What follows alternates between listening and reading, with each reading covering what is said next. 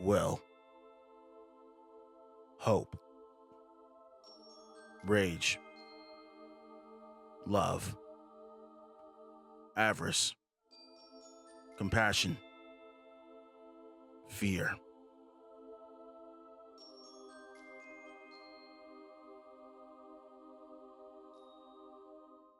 In the DC universe, they call this the emotional electromagnetic spectrum, an energy field that is fueled by the emotions of all sentient beings, and it is the power source of all lantern cores. Outside of the main 7 emotions, we also have black and white lanterns. Black lanterns representing death, and white lanterns representing life and the white light of creation, which is where the emotional spectrum originated from. The power of each color in the emotional spectrum is channeled through their ring. There's only been a handful of times in comic book history where a lantern has worn more than one. Which brings us to our first character, Harley Quinn. An alien had crashed down to Earth and had given 2 humans a mysterious box. Opening the box up, they realize it contains lantern rings. A green one, a red one, and a black one. The red and black one wind up fusing into one ring. So what do these people decide to do with these powerful weapons?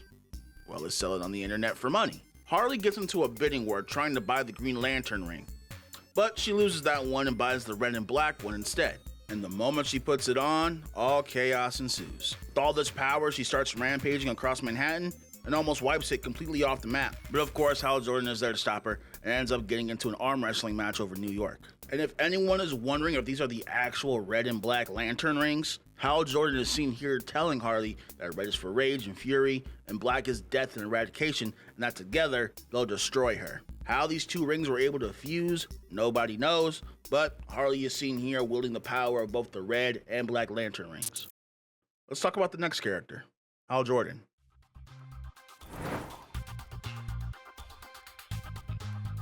Seeing as Hal is one of DC's main Green Lanterns, it would make sense he would be a 2-wing wielder. There was one instance where he wore the green and blue ring at the same time. For context, Hal Jordan gets possessed by a red lantern ring while trying to take out Sinestro. Also, technically, I would also count this moment as Hal also wearing 2 rings, but as soon as the red ring placed itself on Hal's finger, it rendered his green one inactive. That's why I'm not counting it. So here's the thing about wearing a red ring. The red ring replaces your heart. If you take it off, you die. No way around that. Unless, of course, there's a blue lantern around. Fortunately for Hal, the GOAT Saint Walker is nearby and officially welcomes him to the Blue Lantern Corps. The ring immediately detects the infection from the red ring and cleanses Hal down to the cellular level, destroying his red ring. So here's a cool thing about blue and green lanterns. A blue lantern ring can supercharge the power of a green lantern ring when it's around one, and vice versa. So one can only imagine the crazy output of power when he's wearing both at the same time. Shortly after this, Hal would be going toe-to-toe with Larfleeze, the Orange Lantern. Speaking of Orange Lanterns, Hal wore an orange and yellow ring at the same time as well. To make a very long story short, Hal Jordan, Guy Gardner, John Stewart, and Kyle Rayner are trying to release Parallax from the Green Central Power Battery. In order to do that, they needed the full power of the emotional spectrum. So while Hal is wearing Sinestro's ring, he also puts on Larfleeze's and becomes a yellow and orange lantern. Lex Luthor also had this same combo during the Blackest Night event. Let's move on to fan favorite Green Lantern, Guy Gardner. At the same time Hal Jordan became a yellow and orange lantern, Guy Gardner was wielding the red and Star Sapphire ring. Wearing these 2 rings has him spewing nonsense like, "Tora! I love Tora! I hate my dad!" In order to use these 2 rings together properly, Ganthet tells him to look into his soul and figure out what he loves and hates the most. And it turns into this really dope moment where he breaks through the Central Power Battery because of this. There are also 2 times when Guy Gardner wore the red and green rings. This was during the Blackest Night event, and Kyle Rayner had temporarily died, which sent Guy over the edge, and a red lantern ring took advantage of that. And so for the next few pages, he turns into a Black Lantern meat grinder. The other time he would wear these rings, he'd unknowingly ended up in some weird sector of space with other Green Lanterns fighting the Cleaners.